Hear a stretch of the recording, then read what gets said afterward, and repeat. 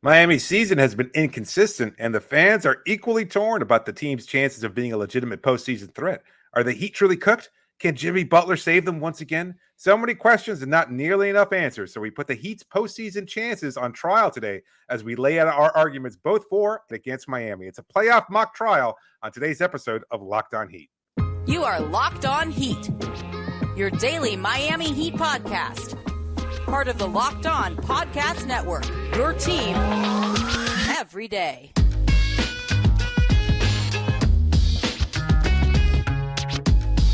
All right, welcome to Locked On Heat, your daily podcast on the Miami Heat. I'm Wes Goldberg. Joining me as always is David Ramil. However you're tuning in on YouTube, Odyssey, or your favorite podcast app, thanks for making Locked On Heat your first listen every day. Got a fun show for you today. We're going to do a mock trial to determine whether or not the Heat are contenders. David, you're going to present the position that the Heat are contenders. I'm going to present the argument that they are not contenders because I guess I'm the cynical one on the show. We'll start with our opening arguments. Then we're going to get to our evidence. We'll present our different points of evidence. And then we're going to end, of course, with closing arguments and finally a ruling. Before we begin, just to set the table really quick, the Heat are 37-31. They've dropped to 8th in the East. They have less than a 23% chance of climbing out of the play-in tournament and getting a top 6 seed, according to Basketball Reference's playoff tracker. They haven't beaten a team with a 500 record or better since February 26, and they are dealing with injuries to Jimmy Butler, Tyler Hero, Kevin Love, Nikola Jovic, and apparently now Duncan Robinson with a bad back. And all of this with just 14 games to go. So I guess I'm the prosecution in this mock trial. You're defending Miami's status as a legit contender. I guess I'm putting them on the stand, and I guess I'm poking holes in their contending status here. So you Googled it right before we started. I suppose the prosecution goes first? Yeah. All right, so I'm going to go first. Yeah, we could do a virtual coin flip if you like, but either way, I think you lay out your argument. I think people are torn right now. I think this is basically, as I said in our opening statement, I think a lot of people are torn. Even every episode we do, it seems like there's an even mix almost of like, nah, this game means nothing, or yeah, this is fine. This is just indicative of, how good the Heat is. And then you have just as many people saying, and I don't think all those people are, necessarily Heat fans.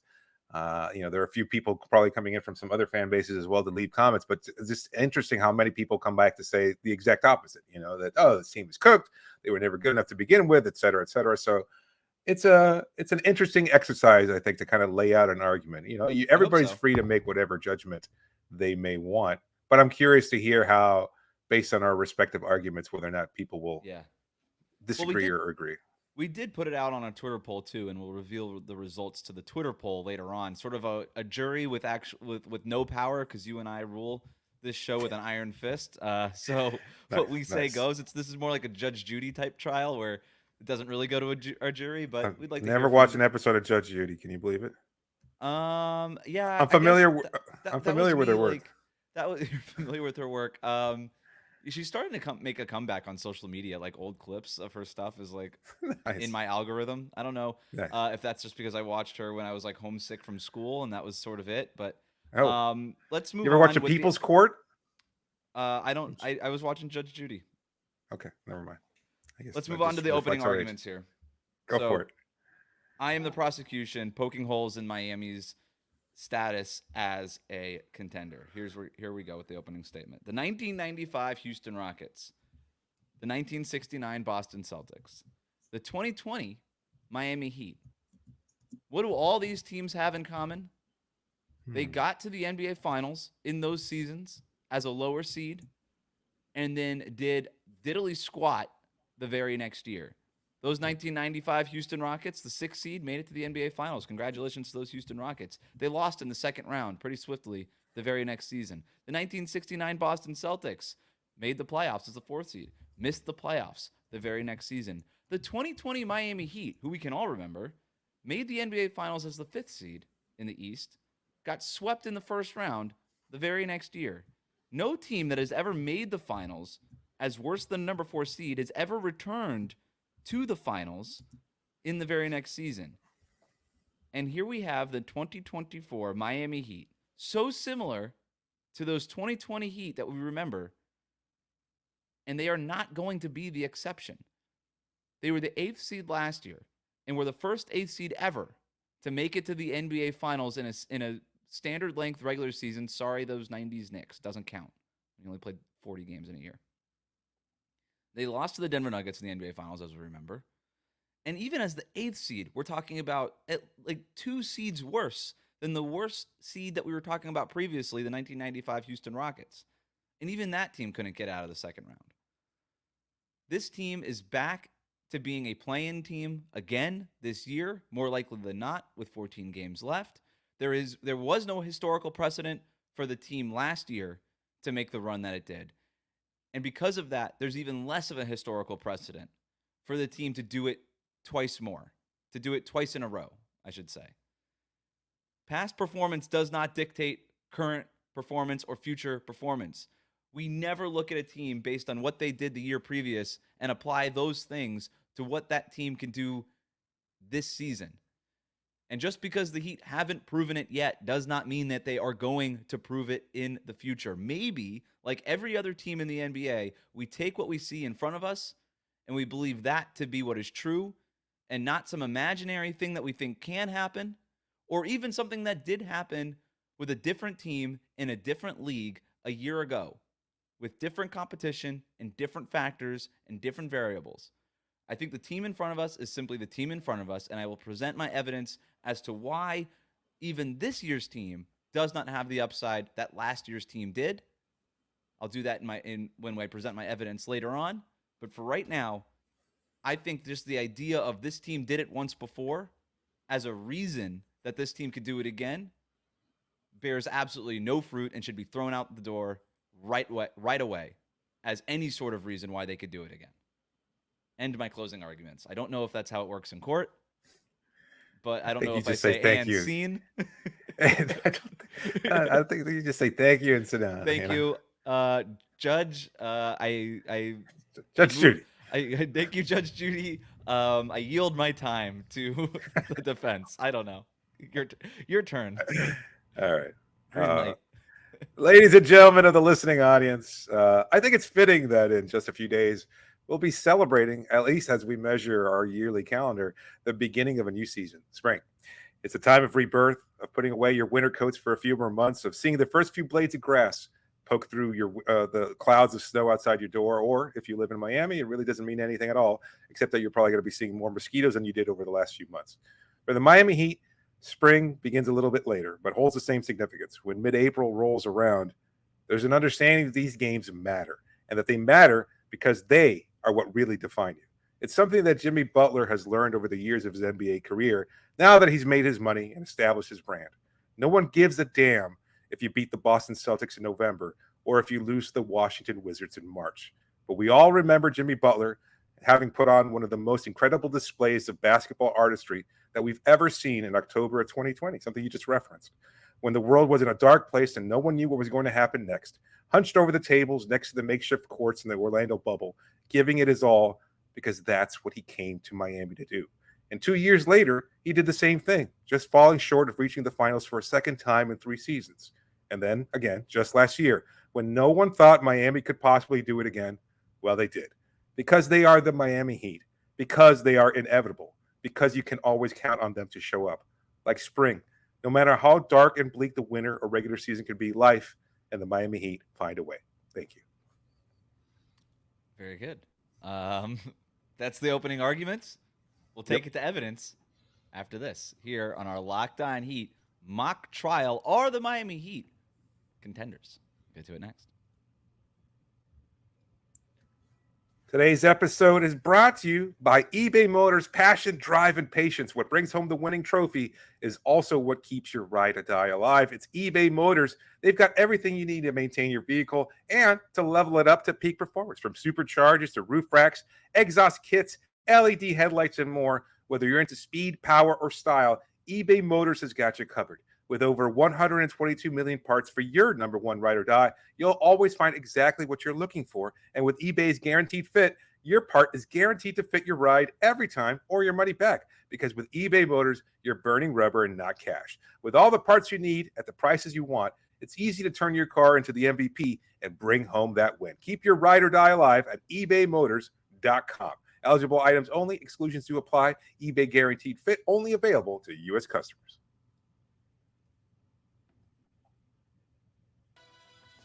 Thanks for making Locked On Heat your first listen every day. Make sure you're subscribed on YouTube and on your favorite podcast app. As you know, Locked On has launched the first ever national sports 24/7 streaming channel, Locked On Sports Today. Baseball fans, mark your calendars for March 20th at 7 p.m. Eastern for the best MLB season preview, coming exclusively to Locked On Sports Today on March 20th at 7 Eastern. Be the first to get local insight from the MLB local experts of the Locked On Podcast Network. Find it at March 20th, 7 p.m. Eastern on the Locked On Sports Today 24/7 streaming channel on YouTube, or for free on the Amazon Fire TV channels app. Continuing with our mock Miami Heat trial, are the Miami Heat contenders? We're trying to figure it out here. We already started with our opening arguments. David, I liked how poetic yours was. I liked the imagery of spring. I liked that it was scripted and well thought out, whereas mine was just basically what I have been saying the whole time over the last month, with a little bit of historical. I did some research, at least.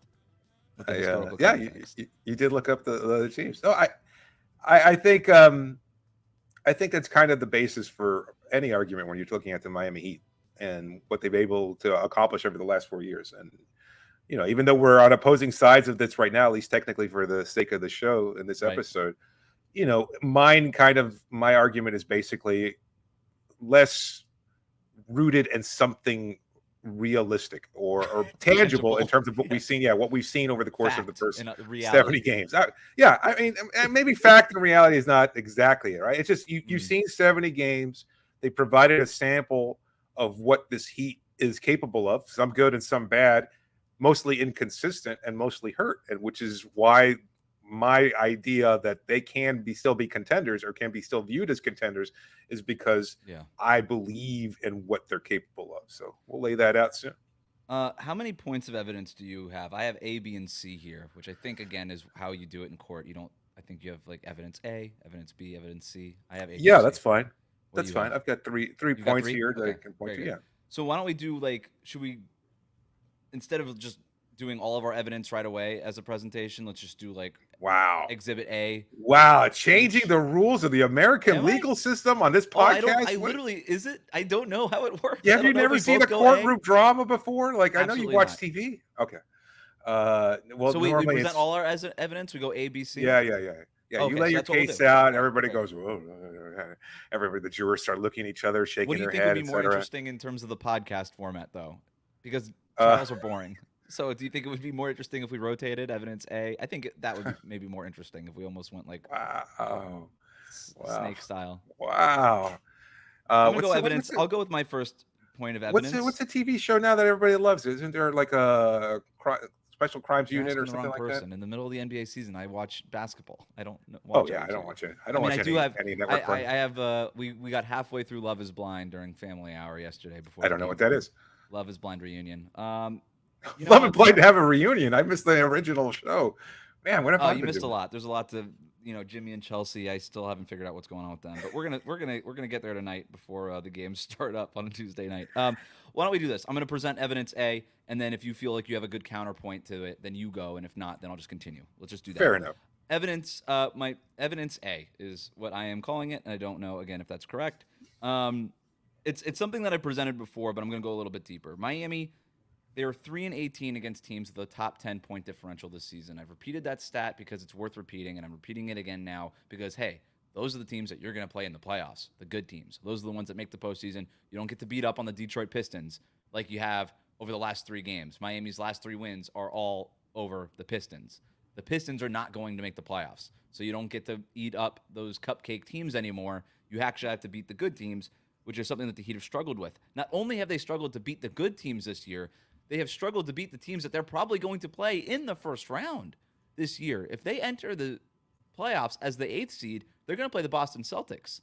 The Heat are 0-3 against the Celtics this season. And if Heat fans want to say that the Heat live rent-free in Boston's head and that they have Boston's number, okay, you beat them in the finals in the Eastern Conference Finals in 7 games last year, and the Heat lost to the Boston Celtics in 7 games in the Eastern Conference Finals the year before.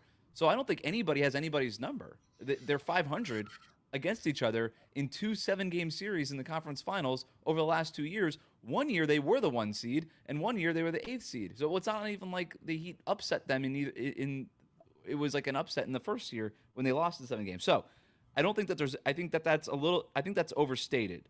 And also the Boston Celtics are a different team this year, and so are the Miami Heat. So they're 0-3 against the Celtics in the course of the regular season. They're 1-2 against the Milwaukee Bucks. They are only 1-1 against the Cleveland Cavaliers, who are the 3 seed right now. So if Miami ends up as a 6 seed, that's who they would play in the first round. I still think that there's a chance, at least mathematically, that Miami could get the number 6 seed. So they are combined 2-6 against the 3 teams that they could face in the first round of the playoffs. That's not good enough to beat a team in a series. So that's Exhibit A in terms of my evidence. Do you have a counterpoint to that within your evidence findings, or should I move on to Exhibit B? No, are you done? I'm sorry, I kind of like faded out there for a little bit. I wasn't really paying attention. Jury. No, you go ahead. You could go lay out Right, Exhibit B. That's fine. Exhibit B. Variance was very much in Miami's favor last year with 3-point shooting. They were one of the worst 3-point shooting teams in the league in the regular season. We were all expecting a positive regression to the mean at some point, and that indeed happened. It happened at the best possible moment in the playoffs, for God's sakes, and it fueled their run to the NBA Finals. That variance does not exist for this Miami Heat team this year. The Miami Heat are in the upper half of the league in terms of 3-point shooting percentage. They are a good 3-point shooting team by all accounts. There's not going to be any sort of major snap-back regression to the mean happening at any point for this Heat team that they can rely on. So variance is not even a factor for this team. And even if there were something in terms of variance, I think it could be health, right? Something I pointed out on yesterday's episode. If there was something that could snap into place at the right time for Miami, maybe it's that they all miraculously get healthy for the first time all season at the right time this season. But I would also argue in the small sample that we've seen Miami's 3 best players on the floor, Jimmy Butler, Bam Adebayo, and Tyler Hero, that team, those lineups have a net rating of plus 5.7. They're outscoring teams by 5.7 points per 100 possession. That's good. It's a good clip, and I actually saw that and I was like, wow, that's really encouraging. Then I compared that to some of the lineups of the best teams in the league, at least in the regular season. Denver's best lineup, plus 13.3. Oklahoma City's starting lineup, plus 8.3. Minnesota's starting lineup, plus 9.1. Milwaukee's starting lineup with Chris Middleton in it, plus 15.3. Those lineups crush Miami's best lineups. So even Miami's best lineup with its best players, when healthy, don't even compare to the lineups of the teams that have had their players all year and have developed that chemistry. So I don't think that variance is going to be much in Miami's favor either. And then my third point is sort of related to the second point, Exhibit C. The competition that they are going to be dealing with in the Eastern Conference is just so much better than it was last year. Boston's net rating last year, plus 6.7. Boston's net rating this year, plus 11.9. Milwaukee's net rating last year, plus 3.4. This year, plus 4.3. New York's net rating last year, plus 2.8. Their net rating this year, plus 4.5. Cleveland's net rating last year, plus 5.6. This year, plus 4.2. They're the only team of that entire group that has gone down. And even if you start diving into the numbers and some specific combinations, there's ways that Cleveland can actually be up. So my 3 points, they're not good against the top competition. The top competition is even better than it was last year when they made their run. And the thing that helped them make their run in terms of a variable is not a variable that is at their disposal this playoff run potentially. There's my argument, David. That's a well-laid argument there. Again, it's so hard to figure out exactly what Miami is based on what we've seen from this team, and that's the basis of your argument. Is that they might just not be very good, but there's always the possibility of it, and that's kind of what I'm looking to as far as evidence. I don't have statistical evidence. Again, I don't have statistical evidence. You cannot possibly. You're trying to appeal to the jury's emotions and the heart. That's all it is. So you've got 3 points that appeal to the emotion. That's what you're about to get to here. Right. Yes, I think we can do that after the break. Oh, Jeez. Today's episode is brought to you by our good friends over at Nissan. Are you the kind of driver that likes to push things a little further? Have you ever wondered what adventure could be around the next corner? Of course you have. Well, our friends over at Nissan have a lineup of SUVs with the capabilities to take your adventure to that next level. You can go for the 2024 Nissan Rogue. I drive it. It's perfect for city drives and also for the occasional great escape. Class exclusive Google built-in is your always updating assistant to call on for almost anything. Gone are the days of connecting your phone. Google Assistant, Google Maps, and Google Play Store are built right in to the 12.3-inch HD touchscreen infotainment system. The 2024 Rogue is the perfect midsize crossover for your next adventure. But if you're looking for something a little different, maybe something a little bit bigger, then you can go for the 2024 Nissan Pathfinder. It's got room for up to 8 with expansive cargo capacity and advanced available 4x4 capability with 284 horsepower and up to 6,000 pounds of towing. When adventure calls, the Pathfinder is there to answer. But if you're looking for something even bigger, well, then try the Nissan Armada. It will change what you expect from a full-size SUV. Picture a rugged 4x4 that can seat up to 8 in first-class luxury and style. Take the Nissan Rogue, the Nissan Pathfinder, or the Nissan Armada out and go find your next big adventure. Go shop nissanusa.com. Thanks again for making Locked On Heat your first listen every day. Make sure you're subscribed on YouTube and on your favorite podcast app. Fan of the show, make sure you subscribe. Hit that subscribe button right now. Like this video on YouTube. Also leave a 5-star rating and review on your podcast app. David, let's just jump right into your evidence. Well, my evidence is basically my first exhibit, if you will, is Jimmy Butler. You pointed out to the 2021 playoffs, and of course that was, as everybody has conveniently forgotten, a really terrible season where not only was it a truncated season, it was extremely condensed, 72 games into much less time. We see now, even over the course of a regularly scheduled, spaced out schedule, players still missing time due to injury and everything else. Now imagine playing 72 games in less time than this regular season has been allotted for. And not only on top of that, dealing with the fear of social unrest, dealing with COVID, dealing with the pandemic in full swing, not being able to see your family, friends, coaches, fans, the same way that you regularly do as an NBA player.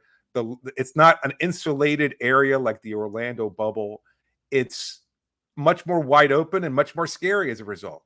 And not only that, but getting the occasional wake-up call from a team or NBA personnel official at 3:00 in the morning to try and get a sample, to test you whether or not you could even play the next day.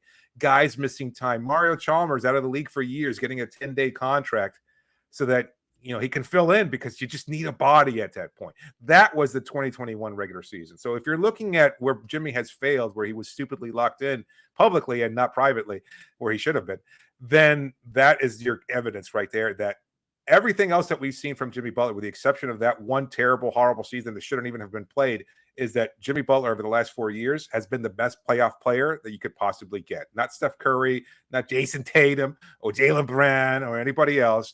It's Jimmy Butler. And Jimmy Butler has a way of making this team achieve the impossible. And given that, that's why I believe this team is capable of reaching another level. So that's one thing. The other exhibit B, if you will, is that I think this team is lacking health. Your own argument states that if there is a variance to be taken into consideration, it's that this team has been unhealthy. Why? Because they're playing it safely, an argument that we've made many times before. Wisely, not just safely, but wisely, because it doesn't matter what happens in March. As frustrating as it is as a fan, and even as difficult as it could be for a media member to cover a team that doesn't seem to care as much about the regular season, it doesn't really ultimately matter. Yeah, you want to avoid a play-in, but if not, guess what? You can fight your way out of it because that's what the Heat does. And so if they're healthy at the right time, and that's the expectation, is that you're sitting out the games now. Kevin Love can afford to sit out these games at age 35 because they don't matter. But in a month from now, when they do, he'll be out on the floor. Jimmy Butler, ditto. Tyler Hero, that's still a bigger question mark, but the expectation is that he'll be available. And if so, the team will be healthy at just the right time. When other teams are dealing with Donovan Mitchell missing time, Chris Middleton missing time, etc. Players up and down lineups missing time because they've gone through the full 82-game season with the idea that those games matter. We've got to play them and we're playing for millions of dollars, etc. The Heat will be rested at the right time. And as a result, the Heat will be Exhibit C, better. this is a team that's better than they've been in years past, just as other teams in the Eastern Conference have improved. Maybe the record doesn't reflect that, but that's because of other mitigating factors. They're deeper. They've got more players that can contribute at a higher level. And I think we just haven't seen it all tied together at the right time. And that's what the expectation for the playoffs is that you're going to be able to see a team that's led by Jimmy Butler, that's healthier, that's deeper than they've been in the past. And given all those different X factors, and I haven't even mentioned the possibility of Erik Spoelstra coaching this team to another level than what we've seen during the regular season and taking away whatever strong factors are in favor from an opposing team. That's why your Miami Heat are still and remain legitimate title contenders. All right, so that's the evidence. We've had our opening arguments. We've had our evidence presented. Now we'll go to our closing arguments, which I would imagine would be hearing the evidence that the other person presented and then trying to poke holes in that evidence. So I'll go with my closing arguments, and then we'll get to our final ruling here. My closing argument is simply this. I hear everything that you just said about Jimmy Butler and Erik Spoelstra. Yeah. In fact, I agree with you about Erik Spoelstra. Erik Spoelstra is still a coach very much in his prime. He was the most dominant person on the Eastern Conference side of the bracket last year, and it's why the Heat ended up in the finals. Maybe even more of a reason than the Heat ended up in the finals than Jimmy Butler, who after tweaking the ankle halfway through the Knicks series just wasn't the same player after that. Between Spo and Jimmy's dominant basically series and a half and then the three-point shooting, that's what got Miami there. They still have Erik Spoelstra. I would argue they don't have a major part of that formula anymore. They don't have that version of Jimmy Butler. He is 34 years old. I know that people think that he doesn't care about the regular season and that he's saving himself. I'm telling you, I don't know what saving yourself looks like, but I do know it doesn't look at just whiffing layups that you got to in the first place. I do know that it's not just, I'm not going to jump very high right now because I'm saving this jump for the playoffs. There's real troubling statistical evidence for Jimmy Butler's decline at the age of 34, which should be expected. His shooting numbers by the rim have gotten lower. He is not dunking as much. Even the free throw attempts have been on and off this year. And I don't even want to hear about the officiating because that's not part of it, right? You don't go because of the officiating from 9.9 free throw attempts to 4 before he got hurt. The injuries seem to linger longer with Jimmy Butler than they have even in the past. I don't know that we can count on Jimmy Butler to do what he did in the past again after he had done what he's done in the past so many times. I think because he's had to do it so many times, it actually weirdly, in an inverse way, affects him not being able to do it again because it's just so much wear and tear on the body that it's built up from past years. So that would be my counter argument to your evidence. What about you? I did not count it. I have a prepared statement for my closing argument, as you might imagine. I'd like to read that out, but I'd also like to suggest something a little different. And maybe we're changing again the rules of the legal system here because I don't know that either of us are equipped to offer a quote unquote judgment. So I would oppose it to people if they've gone this far in the show right now that they should suggest the winner of this, or not the winner. I don't like competing necessarily, but just what argument they found to be more convincing in our comments and comments on Twitter, their social media.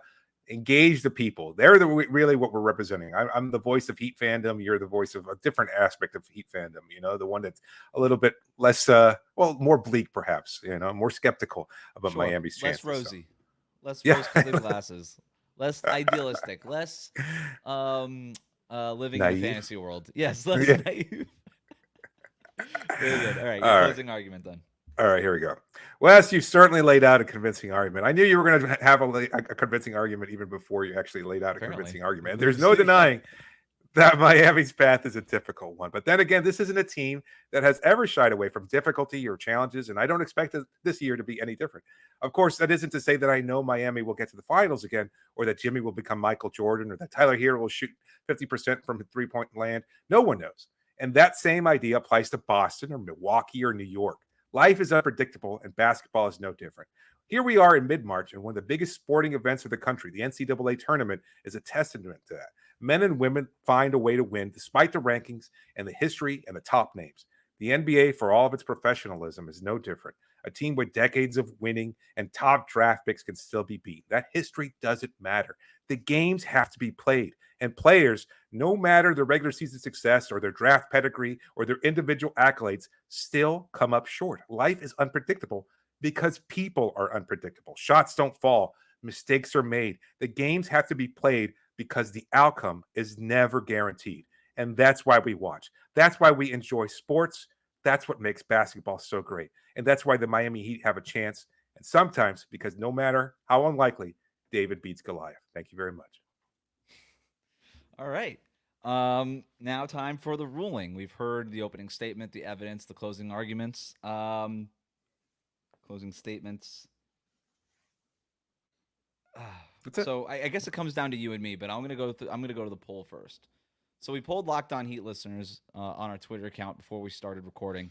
Do you still believe that the Heat can make a deep playoff run? 63.5% of you said yes. You do believe that the Heat can make a deep playoff run. So an overwhelming, I was actually surprised coming off of a loss to Philadelphia, how many people said yes, because fan bases can be fickle. But that speaks to the belief of this fan base, and I'm proud of you guys. David, did I sway you at all with my argument? No, not really. Not for lack of its, truisms or even how effectively you laid it out. It's just, I still think that no matter what, like I was looking at last year's schedule, and I feel like this conversation is almost verbatim something that we talked about many, many times. All of last year, I think you were very consistent saying this team might just not be very good. And going into the into the postseason and going into the play-in tournament, and being like, I don't know what the hell is going to happen. I remember, and I'll say this again, like I had been very positive about this team almost all year long, but going into the play-in tournament, I wasn't much of a believer either. Like I didn't think at that point they'd be able to get past Atlanta. I didn't think they'd be able to get past Chicago. I was almost kind of rooting for it. Like this team just felt and looked tired of one another, tired of making the effort, tired of trying. And then something happens. And again, that's for how little statistical evidence there is to kind of back that up.